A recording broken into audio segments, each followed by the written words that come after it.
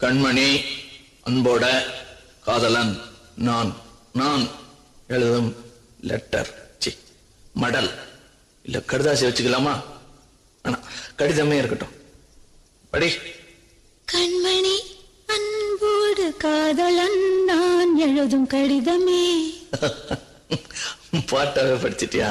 அப்ப நானும் முதல்ல கண்மணி சொன்னல, இங்க பொன்மணி போட்டுக்க. பொன்மணி, உன் வீட்டுல சௌக்கியமா? நான் இங்க சௌக்கியம். பொன்மணி, உன் வீட்டில் சௌக்கியமா? நான் இங்கு சௌக்கியமே. உன்னை நினைச்சு பார்க்கும்போது கவிதை மனசுல அருவி மாதிரி கொட்டுது. ஆனா அதை எழுதணும்னு உட்காந்தா அந்த எழுத்துதான் வார்த்தை. உன்னை எண்ணி பார்க்கையில் கவிதை கொட்டுது, அதான் அதை எழுத நினைக்கையில் வார்த்தை முட்டுது. அதேதான்.